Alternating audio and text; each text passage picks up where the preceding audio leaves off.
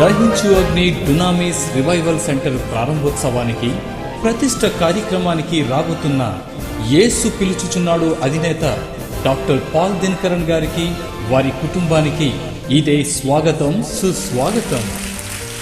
ఫిబ్రవరి 7వ తేదీ సాయంత్రం 5:30 గంటలకు జరిగే ప్రత్యేకమైన కూడికలో డాక్టర్ పాల్ దినకరన్ గారు దహించు అగ్ని డునామిస్ రివైవల్ సెంటర్ కు ప్రతిష్ట చేయడమే కాక వాక్య పరిచర్య చేసి ప్రార్థించనయున్నారు. ఈ ప్రత్యేకమైన కూడిక జరుగు స్థలం కాటువరం గ్రామం, సీతానగరం మండలం, తూర్పుగోదావరి జిల్లా.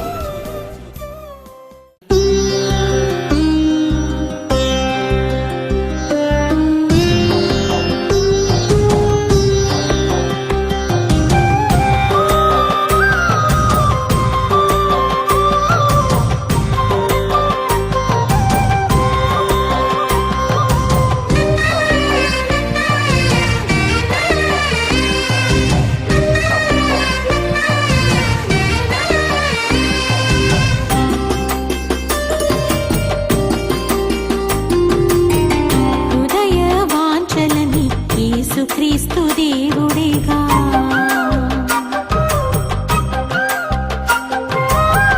హృదయ వాంఛలని యేసు క్రీస్తు దేవుడేగా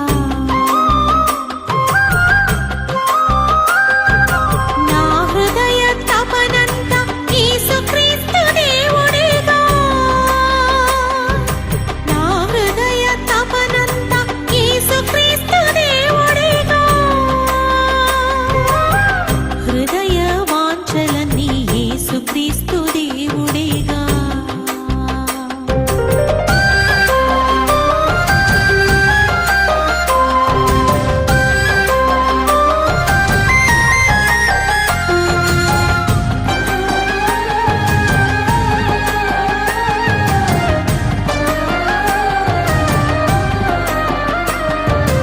ఎండిపోయిన నేల వర్షము కొరకు ఆకాశము తట్టు చూసినట్లుగా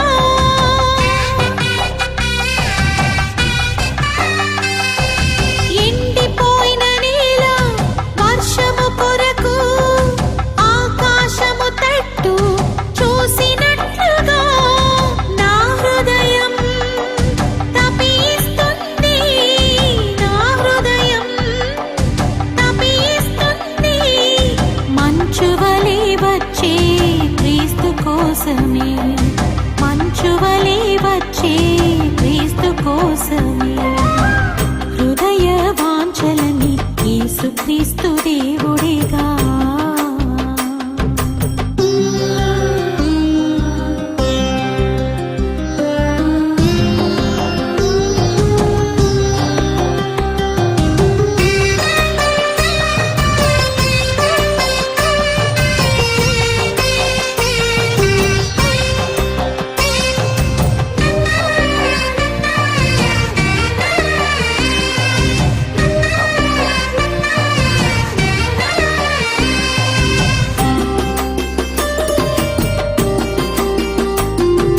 రాత్రి పగలు అనక నా హృదయము ఎంతో ప్రాణేశ్వరుడు యేసుకే కేకలేయుచున్నది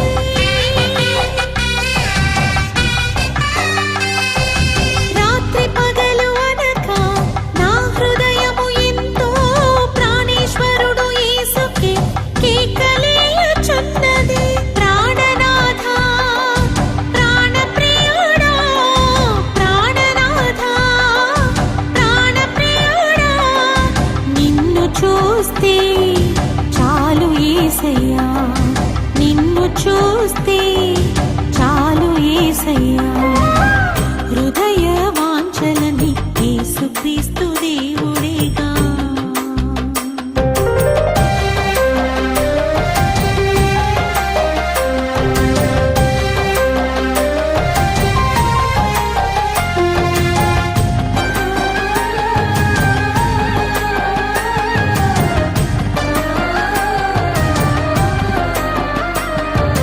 వేయి మంది నాతో కూడా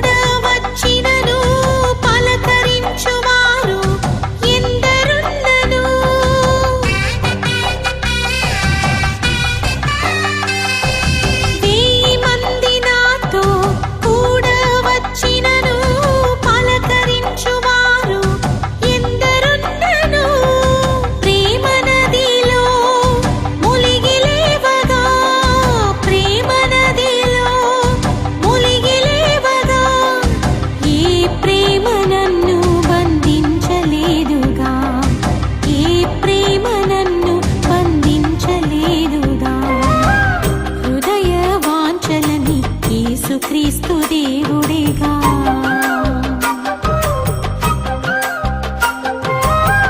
హృదయ వాంఛలని యేసుక్రీస్తు దేవుడేగా.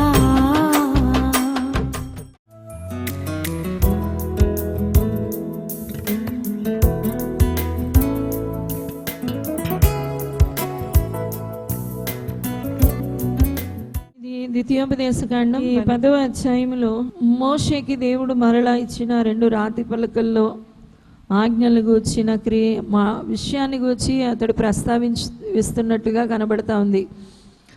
మొదటి 2 రాతి పలకలు పడవేసినప్పుడు అవి పగలగొట్టబడినప్పుడు దేవుడు మరలా ఇశ్రాయేలీయులను ప్రేమించి కనికరించి మరొక 2 రాతి పలకలు తీసుకొచ్చి ఆయన సన్నిధిలో ఉంటే గనుక మునిపటి వలె ఆ 2 రాతి పలకల మీద మరలా నా ఆజ్ఞలను రాసిస్తాను అని విధిని దేవుడు మోషేకి తెలియజేశాడు. దేవునికి స్తోత్రం, హల్లెలూయా. మరలా అనే పాట మునుపటి వలె నేను చేయబోతున్నాను అనే మాటని మనం ఇక్కడ చూడగలుగుతున్నాం. నిజమే దేవుని బిడ్డలారా, దేవుడు ఇశ్రాయేలీయులతో ఒక శాశ్వతమైన నిబంధన చేసుకున్నాడు. అబ్రహాం, ఇస్సాకు, యాకోబుల్ని దేవుడు ఏర్పాటు చేసుకుని వారి యొక్క సంతానమైన ఇశ్రాయేలీయులతో దేవుడు నిత్య నిబంధన చేసుకున్నాడు. కాబట్టి ఆ ప్రమాణాన్ని బట్టి వారిని దేవుడు మరలా క్షమిస్తున్నట్లు, మరలా మునిపటి వలె వారి మీద జాలిపడి మరలా వారి జీవితాల్లో క్రియ చేస్తున్నట్లు మనకి ఇక్కడ కనబడతా ఉంది. నిజమే, దేవుని బిడ్డలమైన మన జీవితాల్లో కూడా దేవుడు ఈ గొప్ప రక్షణ ఇచ్చిన తర్వాత మరలా మనం క్షమించబడుతూ మరలా సరిచేయబడుతూ బాగు చేయబడుతూ అనేక సార్లు దేవుడు హెచ్చరిస్తూ దేవుడు మరలా మనల్ని స్థిరపరుస్తూ లేవనెత్తుతూ నిలవబెడుతూ కడుతూ ఉండడానికి కారణం ఏంటి అంటే దేవుడు మనకి చూపిన నిబంధన కృప. దేవునికి స్తోత్రం. యేసు ప్రభుని నమ్మేక ఇక మనం ఏదైనా ఒక లోపంలో పడినప్పుడు, ఒక తప్పిదాన్ని చేసినప్పుడు, మనకి బుద్ధిపూర్వకంగా మనం ఏదైనా దేవుడికి ఇష్టం లేని కార్యాలు గుండా వెళుతున్నప్పుడు దేవుడు మరలా క్షమించడానికి, పరిశుద్ధపరచడానికి, మరలా ఆయన మనల్ని తన దగ్గరికి స్వీకరించడానికి వీటన్నిటికీ కారణం పరిశుద్ధ గ్రంథం చెబుతా ఉంది ఆయన కృప అని. దేవునికి స్తోత్రం. దేవుని బిడ్డలారా, మనందరికీ కూడా కృప ఇవ్వబడింది. కాబట్టి మనం పరలోకం చేరేంత వరకు కూడా దేవుడు మనల్ని లేవనెత్తుతూ ఉంటాడు, నిలబెడుతూ ఉంటాడు, బలపరుస్తూ ఉంటాడు, పట్టుకుంటాడు, మాటికి మనతో మాట్లాడుతూ ఉంటాడు, మరలా ఆయన క్షమిస్తూ ఉంటాడు, సరిచేస్తూ ఉంటాడు. ఇదంతా కూడా ఆయన మన ఎడల చేసే కార్యంగా కనబడుతుంది. దేవునికి స్తోత్రం, హల్లెలూయా. ఇశ్రాయేలీయుల్లో కూడా అనేక లోపాలు, అనేక తప్పిదాలు మనకి కనబడుతున్నాయి. అయినా సరే దేవుడు వారిని విసర్జించలేదు, వారిని త్రోసివేయలేదు. ఇక నుంచి మీకు నాకు ఎటువంటి సంబంధం లేదు అని చెప్పలేదు. ఎందుకంటే దేవుడు అబ్రహాం, ఇస్సాకు, యాకోబులతో చేసిన ప్రమాణాన్ని జ్ఞాపకం చేసుకుంటూ మరలా వారిని లేవనెత్తుకుంటూ నిలబెట్టుకుంటున్నాడు. దేవునికి స్తోత్రం, హల్లెలూయా. ఇశ్రాయేలీయులు దూడబొమ్మను చేసుకుని దేవుడికి హేయమైన విగ్రహారాధన జరిగిస్తూ తైతక్కలాడుతున్నప్పుడు దేవుడు మరలా క్షమించి ఆ రాతి పలకలు 2వ మారు చేసుకోమని దేవుడు 2వ మారు తన ఆజ్ఞల్ని రాసిస్తున్న దేవుని యొక్క దీర్ఘశాంతం మనకి ఇక్కడ కనబడతా ఉంది. దేవునికి స్తోత్రం. మన దేవుని పేరు దీర్ఘశాంతుడు. ఆయన చాలా శాంతం గలవాడు. అందుకనే యోనా గ్రంథంలో రాయబడింది ఆయన బహుశాంతం గలవాడట. నాకు తెలుసయ్యా, నువ్వు ఎలాంటి వాడవో నాకు తెలుసు, నువ్వు బహుశాంతం గలవాడివి, అత్యంత కృప గలవాడివి. మరలా ప్రజలు క్షమించు అనగానే నువ్వు క్షమిస్తావు, కనికరించు అనగానే కనికరించేస్తావు, మరలా వారిని నిలబెడతావు, కడతావు, బాగు చేస్తావని యోనా పౌరుషంగా దేవుడితో మాట్లాడుతా ఉన్నాడు. ఎందుకంటే మన దేవుడు బహుశాంతం గలవాడు. చప్పట్లు కొట్టి దేవుడి నామానికి మహిమ చెల్లించండి. ఆయన అత్యంత కృప గలవాడు. అందుకనే దేవుని బిడ్డలారా, మనం నిర్మూలం కాకున్న వారం, నిర్మూలం అవడం లేదు. అది ఈ సత్యాన్ని కీర్తనాకారుడైన దావీదు ఒప్పుకున్నాడు. ప్రభా, నువ్వు అత్యంత కృప గలవాడు కాబట్టి మేము నిర్మూలం అవ్వడం లేదు అంటున్నాడు. నిజమే, మనం ఎప్పటికీ కూడా నశించాం. దేవునికి స్తోత్రం. ఎందుకు నశించము అంటే మనల్ని బట్టి కాదు, దేవుడు గుణాతిశయం అలాంటిది. ఆయన అత్యంత కృప గలవాడు కాబట్టి మనల్ని ఎన్నటికీ కూడా నిర్మూలన చేయడు. మనల్ని గద్దిస్తాడు, బుద్ధి చెబుతాడు, సరిచేస్తాడు, క్రమపరుస్తాడు. మాటి మాటికి పదే పదే మనతో మాట్లాడి మనల్ని స్థిరపరుస్తూ ఉంటాడు. దేవునికి స్తోత్రం. అబ్బా, దేవుని దీర్ఘశాంతం ఎంత గొప్పదండి. మన ఈ లోకంలో మనుషుల్ని దేవుణ్ణి మనం పోల్చుకుంటే దానికి కోటాను కోట్ల రెట్లు దేవుడి యొక్క గుణాతిశయాలు అంత గొప్పవి. దేవునికి స్తోత్రం. మనుషులమైన మనం ఒకసారి తప్పిదం చేసినప్పుడే మనం నా ముఖం చూడొద్దనో, చీపో అనో తృణీకరించడానికి, విసర్జించడానికి, వాళ్ళతో పూర్తిగా తెగతెంపులు చేసుకోవడానికి మనం అలాంటి ఆ ధోరణిని కనబరుస్తాం. కానీ దేవుడు చూడండి ఎంత గొప్పవాడు. అందుకని ఆయన శాంత గుణంలోంచి ఒక మాట చెబుతా ఉన్నాడు, నీ సహోదరుడు ఎవడైనా నీ ఎడల తప్పిదం చేస్తే 70 ఏళ్ళు మారుల మట్టుకు క్షమించు అంటున్నాడు. చప్పట్లు కొట్టి దేవుని నామానికి మహిమ చెల్లించండి. అంటే ఆ దినాలలో దేవుడు మనిషికి ఇచ్చిన ఆయుష్ ఏంటంటే 70 సంవత్సరాలు. అధిక బలం ఉంటే ఇంకా 80 సంవత్సరాలు బ్రతుకుతారు అని చెప్పాడు. మిగిలిన జీవితం బ్రతకరా అంటే బ్రతుకుతారు, ఆయాసంగా బ్రతకాలట. ఇక 80 తర్వాత ఎవరైనా బ్రతుకుతూ ఉన్నారంటే వాళ్ళకి ఎవరో ఒకళ్ళు చేసి పెట్టాలి, కానీ వాళ్ళని వాళ్ళే చేసుకోలేరు. ఈ రోజుల్లో ఉన్న ఆహారాన్ని బట్టి మనం చూస్తే ఇంక 60 సంవత్సరాలకే ఇతరుల మీద ఆధారపడే వాళ్ళలాగా, ఆనుకుని బ్రతికే వాళ్ళలాగా మనకి కనబడుతున్నారు. ఎందుకంటే అందరికీ అలాంటి నీరసాలు వచ్చేస్తున్నాయి, సొమ్మసిల్లిపోతూ ఉన్నారు, బలహీనమైపోతూ ఉన్నారు. అమ్మో నాయనో అనుకుంటా బాధపడే స్థితినే మనం చూస్తున్నాం. అయితే 80 సంవత్సరాలు అనేది పరిశుద్ధ గ్రంథం 70, అంతకంటే అధికమైన బలం ఉంటే 80 సంవత్సరాల వరకు పర్వాలేదు. కానీ ఇంకా అంత నుంచి బ్రతికే బ్రతుకు ఆయాసంగా, కష్టంగా, ఒక్క దినం గడపడమే చాలా కష్టతరంగా ఉంటుంది. అయితే దేవుని బిడ్డలారా, దేవుడు మనిషిని ఎంతగా క్షమిస్తున్నాడో, ఎంతగా కనికరిస్తున్నాడో, దయ చూపుతున్నాడో ఈ వాక్యం మనకి ఎంతో అద్భుతంగా కనబడతా ఉంది. చప్పట్లు కొట్టి దేవుని నామానికి మహిమ చెల్లించండి. దేవుని దయాగుణం కొరకు, ఆయన కృపా వాత్సల్యతల కొరకు మనం ఆయనకి నిండు వందనాలు చెల్లించాలి. మనం ఎన్నటికీ నశించిపోని నిత్య జీవాన్ని దేవుడు మనకు ప్రసాదించి పెట్టాడు. దేవునికి స్తోత్రం. ఆ తర్వాత మన అహరోను చనిపోయినట్లుగా అతని కుమారుడు అతనికి మారుగా యాజకుడైనట్లుగా, ప్రధాన యాజకుడిగా నిలవబడినట్లు మనకి క్రింద వచనాలు తెలియజేస్తూ ఉన్నాయి. చూడండి, మనం 6వ వచనం చూస్తే, ఇశ్రాయేలీలు మహాకానీయులదైన బెయోరోతు నుండి బయలుదేరి ఏసెరునికి వచ్చినప్పుడు అక్కడ అహరోను చనిపోయి పాతి పెట్టబడను.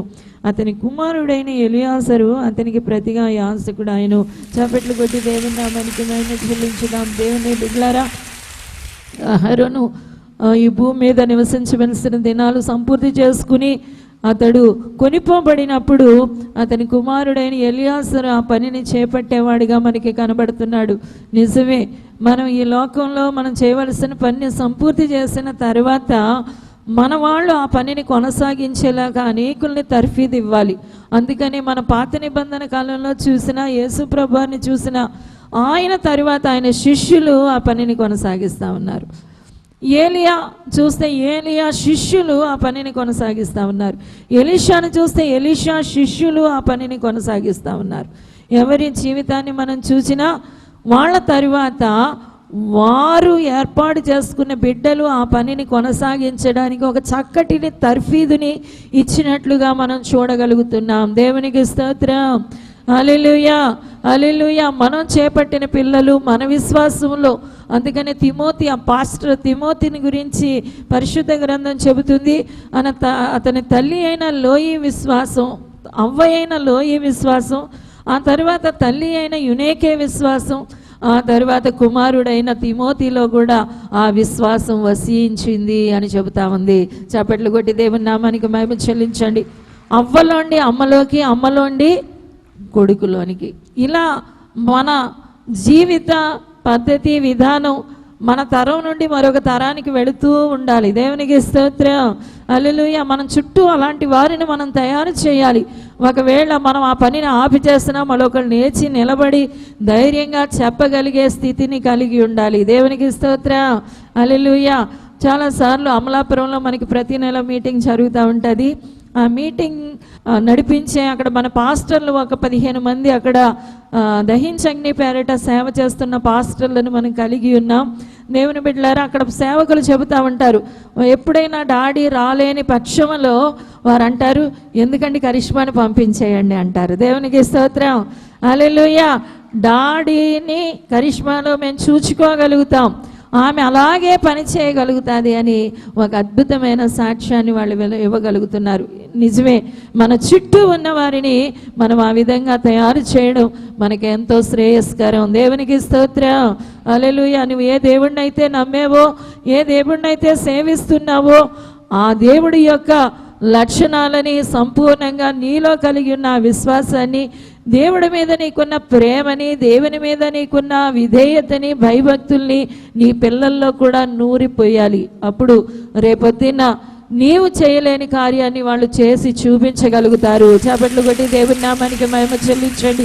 ఈ అంత్యకాలపు దినాల దేవుని వాగ్దానం ఏంటంటే, దేవుని బిడ్డలారా, అంత్య దినాలలోట మీ కుమారులు మీ కుమార్తెలు లేచి ప్రకాశిస్తారు. చప్పట్లు కొట్టి దేవుని నామానికి మహిమ చెల్లించండి. నిజమే, మనల్ని కూర్చోబెట్టి మన పిల్లలు దేవుని కొరకు పనిచేసేవారిగా ఉండాలి. దేవునికి స్తోత్రం. వారు దేవుని అడుగుచాడల్లో నడిచేవారిగా ఉండాలి. దేవుని కార్యాలు చేయడానికి మనం వాళ్ళకి ఆ విధమైన తర్ఫీదునివ్వాలి. మేము మా వివాహమైన తరువాత మా క్యాథరిన్ పుట్టిన దగ్గర నుండే మేము దహించగిని డునామిస్ అనే తర్ఫీదుని ఏర్పాటు చేశాం. దేవునికి స్తోత్రం. ఇప్పుడు 38 బ్యాచ్ల వరకు విజయవంతంగా ఆ తర్ఫీదుని మేము ముగించగలిగాం. దేవునికి స్తోత్రం. వేలాది మంది తర్ఫీదు పొందారు. దేవుని బిడ్డలారు వారి వారి స్థలాల్లో దేవుని కొరకు ఎంతగానో ప్రకాశిస్తున్నారు. వారిని బట్టి మా హృదయం చాలా హర్షిస్తుంది, దేవుని యొద్ద చాలా సంతోషిస్తుంది. హల్లెలూయా. హల్లెలూయా. మీ డాడీ నేను వివాహమైన దగ్గర నుండి మేము దేవునిలో లేపిన వారు ఇప్పుడు చాలా బలమైన రీతిగా దేవుని సేవలో కొనసాగుతూ ఉన్నారు. దేవునికి స్తోత్రం. హల్లెలూయా. వీళ్ళు పడిపోయారు, వీళ్ళు పతనమైపోయారు, లోకంలో కలిసిపోయారు, భ్రష్టులయ్యారు అనే మాటను అక్కడక్కడా వింటామంతే. అదే నా 100కో 1,00,000కో 1 2 కానీ మిగిలిన వారందరినీ కూడా దేవుడు పట్టుకున్నాడు, నిలబెట్టుకున్నాడు.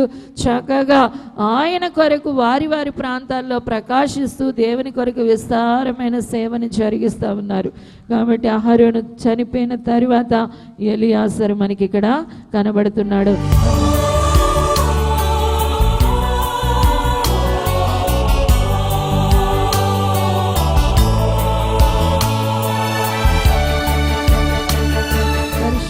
నీకు వందనాలు చెల్లిస్తున్నాము రాజా, స్తోత్రాలు చెల్లిస్తున్నాము తండ్రి. అయ్యా, నీ కృపగల కార్యాల కొరకు స్తుతులు చెల్లిస్తున్నాం. అద్భుతాలు చేసేవాడానికి వందనాలు ప్రభా. అయ్యా, ఈ దీనిని మీరు జ్ఞాపకం చేసుకుని కృపనిచ్చావునైనా మేము ఎప్పటికీ నశించకుండా అయ్యా నీ కృప చేత మమ్మల్ని నడిపిస్తున్నందుకు వందనాలు ప్రభా. అయ్యా, నీ ప్రేమను తృణీకరించకుండా, నీ కృపను దుర్వినియోగపరచకుండా ప్రతి వారు కృపలో నిలిచి అయ్యా నీ ప్రేమ కొరకు వందనాలు చెల్లిస్తూ ముందుకు సాగిపోయేవారిగా సంపూర్ణ విధేయులుగా యేసు నామమున ఆశీర్వదిస్తున్నాను తండ్రి. అయ్యా, మాలో ఉన్న విశ్వాసాన్ని అయ్యా తండ్రి అయ్యా ప్రతి వారు వారి చుట్టుపక్కల వారికి వారి తరానికి అందివ్వడానికి యేసు నామములో బలపరచండి ప్రభా. అభిషేకాన్ని, కృపను, ఆశీర్వాదాన్ని, విశ్వాసాన్ని పంచిపెట్టడానికి ఇప్పుడే నీ బిడ్డల్ని దీవించండి ప్రభా. యేసు నామమున ఆశీర్వదిస్తూ యేసు నామమున అడుగుచున్నాము తండ్రి. ఆమేన్. రాజమండ్రిలో ప్రతి శుక్రవారం ఉదయం 10 గంటల నుండి మధ్యాహ్నం 3 గంటల వరకు అద్భుతమైన కుటుంబ ఆశీర్వాద కూడిక. ఈ కూడికలో వందలాది మంది కుటుంబాలుగా పాలుపొంది దైవ ఆశీర్వాదములు పొందుకుంటున్నారు. డాక్టర్ షీబా థోమస్ గారు బలమైన ఆరాధనలో నడిపించి వాక్య పరిచర్య చేసి ప్రతి వారికి వ్యక్తిగతముగా ప్రార్థించుచున్నారు. గొప్ప ఆరాధన, బలమైన విజ్ఞాపన, పరిశుద్ధాత్మ నింపుదల కలిగిన ఈ కూడికలో మీరు కూడా పాలు పొంది దైవ దీవెనలు పొందండి. మీ కుటుంబంలో ఉన్న ప్రతి సమస్యల నుండి విడుదల పొంది దేవుని పరిపూర్ణ దీవెనలతో తులతూగుతారు. స్థలం దహించు అగ్ని ఆడిటోరియం, నటరాజ్ థియేటర్, రాజమండ్రి. మరిన్ని వివరాలకు 9494940072 and 73. హల్లెలూయా. ఈ సహోదరి పేరు శోభ అండి, ధవళేశ్వరం నుంచి వచ్చారు. అయితే ఈమెకి కిడ్నీలో రాళ్ళు ఉన్నాయండి, 3 రాళ్ళు ఉన్నాయి. వెంటనే ఆపరేషన్ చేయాలని చెప్పారు. అయితే ఒక్కొక్క రాయికి 35,000 అవుతాయని చెప్పారండి. 3 రాళ్ళకి కలిపి 1,05,000 అవుతాయని చెప్పారు. కానీ ఈ సహోదరి మమ్మీ గారి దగ్గరకు వచ్చి ప్రార్థన చేయించుకున్నారు. ఈ కుటుంబ ఆశీర్వాద కూడికలో నీకు ఆపరేషన్ పడదో, దేవుని హస్తం నిన్ను తాకుతుంది, దేవుడు స్వస్థపరుస్తున్నారు అని చెప్పి మమ్మీ గారు ప్రార్థన చేశారండి. మరలా వెళ్ళి స్కానింగ్ తీయించుకుంటే నీకు ఆపరేషన్ పడదో, కిడ్నీలో రాళ్ళు లేవని చెప్పారట. అందరూ గట్టిగా చప్పట్లు కొట్టి యేసయ్యనామని, అందరూ గట్టిగా చప్పట్లు కొట్టి యేసయ్యనామని మహిమపరుద్దాం. హల్లెలూయా. ఈ సహోదరి పేరు కృప అండి, మల్లవరం అనే ఊరి నుంచి వచ్చారు. ఈమెకి మ్యారేజ్ అవ్వడం కోసము ఇక్కడికి కుటుంబ ఆశీర్వాద కూడికి వచ్చి ప్రార్థన చేయించుకుండేవారండి. మరి మమ్మీ గారు ప్రార్థన చేయడం వల్ల మరి దేవుడు గొప్పగా మరి వివాహాన్ని జరిగించారు. తర్వాత వివాహం అయిన 3 సంవత్సరాల వరకు మరి ఈమెకి గర్భం తెరవబడలేదండి. ఆ విషయం వచ్చి మరలా ప్రార్థన చేయించుకుంటే ఇప్పుడు బాబునిచ్చాడండి యేసయ్య. అందరూ గట్టిగా చప్పట్లు కొట్టి యేసయ్య నామని మహిమపరుద్దాం. మరి మమ్మీ గారితో ఈమె ప్రెగ్నెంట్తో ఉన్నప్పుడు వచ్చి ప్రార్థన చేయించుకున్నప్పుడు నీకు బాబు పుడతాడమ్మా, వచ్చి నువ్వు సాక్ష్యం చెప్పాలని చెప్పారు. మరి మమ్మీ గారు చెప్పినట్లే ఈమెకి బాబు పుట్టారండి. అందరూ గట్టిగా చప్పట్లు కొట్టి యేసయ్య నామని మహిమపరుద్దాం. హల్లెలూయా. ఈ సహోదరి పేరు సూర్యవతి గారండి, బొమ్మూరు అనే ఊరి నుంచి వచ్చారు. అయితే తణుకులో ఉన్న వాళ్ళ బావగారికి వెన్నుపో సరిగిపోయిందండి. అయితే అతనికి మెడిసిన్ వాడుతున్నారు కానీ స్వస్థత రాలేదు. మరి మమ్మీ గారితో చెప్పి ప్రేయర్ ఆయిల్ పట్టుకెళ్ళి ఆయనకి ఇవ్వడం జరిగింది. మెడిసిన్ వాడినా తగ్గలేని రోగాన్ని దేవుడు మరి ప్రేయర్ ఆయిల్ ద్వారా స్వస్థపరిచారండి. అందరూ గట్టిగా చప్పట్లు కొట్టి యేసయ్య నామమున మహిమపరుద్దాం. హల్లెలూయా. ఈ సహోదరి పేరు సుమతి అండి, కడియం నుంచి వస్తున్నారు. అయితే ఈమెకి మరి మెన్సెస్ లేట్గా వస్తుందండి. ఆ విషయం మమ్మీ గారితో కుటుంబ ఆశీర్వాద కూడికలో చెప్పి ప్రార్థన చేయించుకున్నారు. చేయించుకున్న తర్వాత మరి మెన్సెస్ రావడం జరిగింది. ఎక్కువ బ్లీడింగ్ అయిపోయి చాలా బాధకు గురైపోయారండి. ఆ విషయం కూడా మమ్మీ గారితో చెప్పి ప్రార్థన చేయించుకుంటే మరి ఆ బ్లీడింగ్ ఎక్కువ అవ్వడం ఆగిందండి. అందరూ గట్టిగా చప్పట్లు కొట్టి యేసయ్య నామమున మహిమపరుద్దాం. హల్లెలూయా. వీళ్ళ అక్కల బాబు ఫ్రెండ్ కట్టండి యాక్సిడెంట్ అయిందంట. వీళ్ళ శుక్రవారం కుటుంబ ఆశీర్వాద కూడికి చూసుకొని మమ్మీ గారితో ప్రేయర్ చేయించుకొని ప్రేయర్ ఆయిల్ తీసుకొని వెళ్ళారంట. అయితే ఆ బాబుకి కాలులో ఉన్న ఎముక ఇరిగిపోయింది అనుకున్నారటండి. అంత వాపు వచ్చేసిందంట బయటికి. కానీ ఇందులో దేవుని శక్తి ఉంది. మమ్మీ గారు ప్రార్థన చేశారు. ఇది రాసినట్లయితే దేవుడికి స్వస్థత ఇస్తారని మరి వీరు చెప్పడం జరిగింది. వారైతే ముస్లిమ్స్ అటండి, కానీ విశ్వాసంతో ప్రేయర్ ఆయిల్ రాసుకున్నారు. లోపల ఎముక విరగకుండా దేవుడు ఆ బిడ్డని ఎంతగానో స్వస్థపరిచారట. అందరూ గట్టిగా చప్పట్లు కొట్టి యేసయ్య నామమున మహిమపరుద్దాం. విజయవాడలో ఫిబ్రవరి 3వ తేదీన దహించు అగ్ని 6 గంటల స్తుతి ఆరాధన ఉదయం 9 గంటల నుండి ప్రారంభించబడును. స్థలం కందుకూరి కళ్యాణ మండపం, జింకానా గ్రౌండ్స్, విజయవాడ. రాజమహేంద్రవరంలో దహించు అగ్ని స్కూల్ ఆఫ్ డ్యునామిస్ పరిశుద్ధాత్మ పాఠశాల ఫిబ్రవరి 5వ తేదీ నుండి ప్రారంభించబడును. ఈ పాఠశాలలో స్త్రీ పురుషులు పాలు పొందవచ్చును. ఈ తర్ఫీదు తెలుగు, ఇంగ్లీష్ భాషలలో బోధించబడును. రిజిస్ట్రేషన్ ఫీజు 2,000 రూపాయలు మాత్రమే.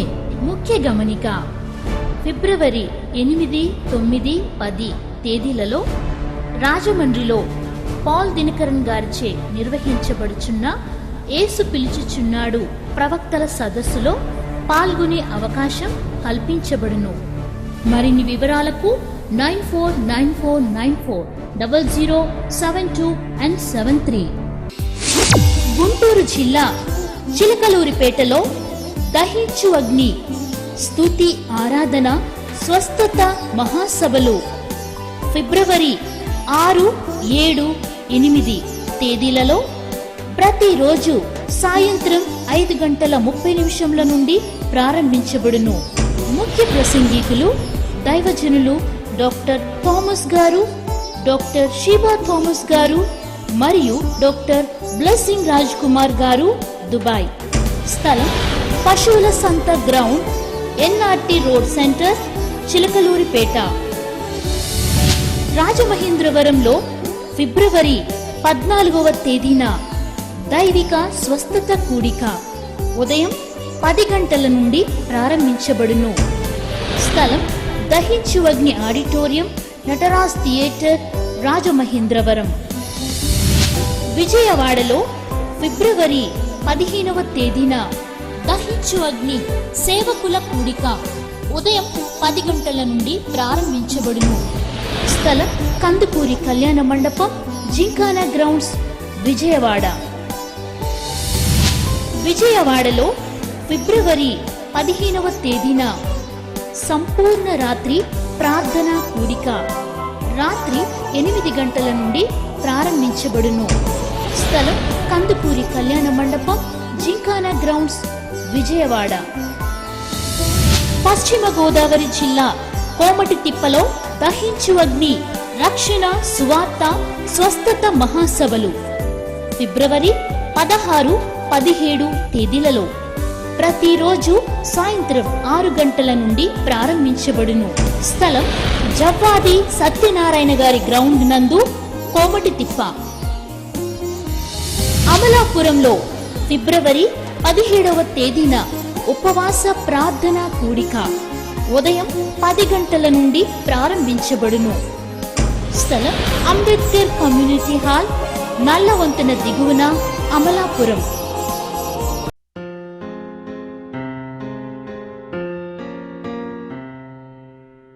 సికింద్రాబాద్లో ప్రతి శనివారం అద్భుత ఆశీర్వాదమైన కూడిక సాయంత్రం 5:30 నుండి రాత్రి 8:30 వరకు జరుపబడును.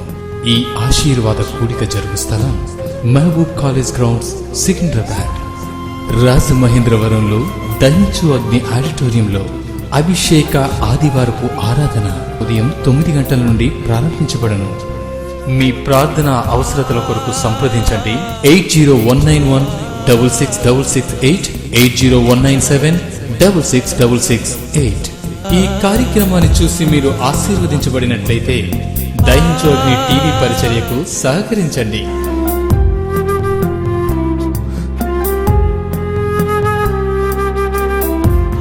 Account name Dahinchu Agni trust. Current account number 357222444370. State bank of India, main branch, Rajamahendravaram. మా address doctor Thomas Dahinchu Agni ministries, Tummalava, Rajamahendravaram, east Godavari district, Andhra Pradesh, south India.